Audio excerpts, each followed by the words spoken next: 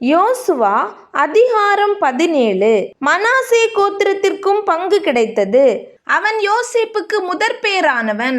மனாசேயின் மூத்த குமாரனும் கீலேயாத்தின் தகப்பனுமான மாகீர் யுத்த மனுஷன் ஆனபடியினால் கீலேயாத்தும் பாசானும் அவனுக்கு கிடைத்தது. அபிசேயரின் புத்திரரும் ஏலேக்கின் புத்திரரும் அஸ்ரியேலின் புத்திரரும் சேகேமின் புத்திரரும் எப்பேரின் புத்திரரும் செமீதாவின் புத்திரருமான மனாசேயினுடைய மற்ற குமாரரின் புத்திரராகிய அபியேசரின் வம்சங்களுக்கு தக்க சுதந்திரம் கொடுக்கப்பட்டது. தங்கள் வம்சங்களுக்குள்ளே அவர்களே யோசேப்புடைய குமாரனாகிய மனாசேயின் ஆண் பிள்ளைகளாயிருந்தார்கள். மனாசேயின் குமாரனாகிய மாகீருக்கு பிறந்த கிலேயாத்தின் குமாரனாகிய எப்பேரின் மகன் செலோப்பியாத்துக்கு குமாரத்திகள் தவிர குமாரர் இல்லை. அவன் குமாரத்திகளின் நாமங்கள் மக்லாள், நோவாள், ஒக்லாள், மில்காள், திர்சாள் என்பவைகள். அவர்கள் ஆசாரியனாகிய எலெயாசாருக்கும் நூனின் குமாரனாகிய யோசுவாவுக்கும் பிரபுக்களுக்கும் முன்பாக சேர்ந்து வந்து, எங்கள் சகோதரர் நடுவே எங்களுக்கு சுதந்திரம் கொடுக்கும்படி கர்த்தர் மோசேக்கு கட்டளையிட்டார் என்றார்கள். ஆகையால் அவர்கள் தகப்பனுடைய சகோதரரின் நடுவே கர்த்தருடைய வாக்கின்படி அவர்களுக்கு சுதந்திரம் கொடுத்தான். யோர்தானுக்கு அப்புறத்திலே இருக்கிற கீலேயாத், பாசான் என்னும் தேசங்களே அல்லாமல் மனாசேக்கு சீட்டிலே விழுந்தது 10 பங்குகளாம். மனாசேயின் குமாரத்திகள் அவன் குமாரருக்குள்ளே சுதந்திரம் பெற்றார்கள்.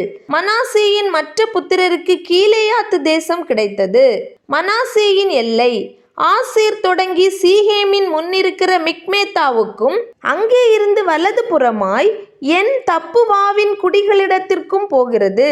தப்புவாவின் நிலம் மனாசேக்கு கிடைத்தது. மனாசேயின் எல்லையோடு இருக்கிற தப்புவாவோ எப்ராயிம் புத்திரரின் வசமாயிற்று. அப்புறம் அந்த எல்லை கானா என்னும் ஆற்றுக்கு போய் ஆற்றுக்கு தெற்காக இறங்குகிறது. மனாசேயினுடைய பட்டணங்களின் நடுவே இருக்கிற அவ்விடத்து பட்டணங்கள் எப்ராயிம் உடையவைகள். மனாசேயின் எல்லை ஆற்றுக்கு வடக்கே இருந்து சமுத்திரத்திற்கு போய் முடியும். தென் நாடு எப்ராயிம் உடையது, வடநாடு மனாசேயினுடையது. சமுத்திரம் அதன் எல்லை.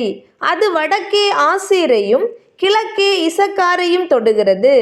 இசக்காரிலும் ஆசேரிலும் இருக்கிற 3 நாடுகளாகிய பெத்சேயானும் அதன் ஊர்களும், இப்லேயாமும் அதன் ஊர்களும், தோரின் குடிகளும் அதன் ஊர்களும், என்தோரின் குடிகளும் அதன் ஊர்களும், தானாகின் குடிகளும் அதன் ஊர்களும், மெகிதோவின் குடிகளும் அதன் ஊர்களும் மனாசேயினுடையவைகள். மனாசேயின் புத்திரர் அந்த பட்டணங்களின் குடிகளை துரத்திவிடக் கூடாமற் போயிற்று. கானானியர் அந்த சீமையிலே தானே குடியிருக்க வேண்டுமென்று இருந்தார்கள். இஸ்ரவேல் புத்திரர் பலத்த போதும் கானானியரை முற்றிலும் துரத்தி விடாமல் அவர்களை பகுதி கட்டுகிறவர்களாக்கி கொண்டார்கள்.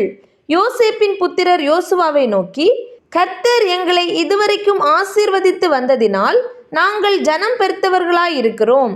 நீர் எங்களுக்கு சுதந்திரமாக ஒரே வீதத்தையும் ஒரே பங்கையும் கொடுத்தது என்ன என்று கேட்டார்கள். அதற்கு யோசுவா, நீங்கள் ஜனம் பெருத்தவர்களாயும் எப்ராயிம் மலைகள் உங்களுக்கு நெருக்கமாயும் இருந்தால் பெரிசியர் ரெப்பாயிமியர் குடியிருக்கிற காட்டு தேசத்துக்கு போய் உங்களுக்கு இடம் உண்டாக்கி கொள்ளுங்கள் என்றான்.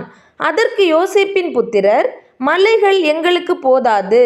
பள்ளத்தாக்கு நாட்டில் இருக்கிற பெத்சேயானிலும் அதன் ஊர்களிலும் எஸ்ரேல் பள்ளத்தாக்கிலும் குடியிருக்கிற எல்லா கானானியரிடத்திலும் இருப்பு ரதங்கள் உண்டு என்றார்கள். யோசுவா யோசேப்பு வம்சத்தாராகிய எப்ராயிமியரையும் மனாசேயரையும் நோக்கி, நீங்கள் ஜனம் பெருத்தவர்கள், உங்களுக்கு மகா பராக்கிரமமும் உண்டு. ஒரு பங்கு மாத்திரமல்ல, மலை தேசமும் உங்களுடையதாகும். அது காடானபடியினாலே அதை வெட்டி திருத்துங்கள். அப்பொழுது அதன் கடையாந்தரம் மட்டும் உங்களுடையதாயிருக்கும். கானானியருக்கு இருப்பு ரதங்கள் இருந்தாலும் அவர்கள் பலத்தவர்களாயிருந்தாலும் நீங்கள் அவர்களை துரத்தி விடுவீர்கள் என்றான்.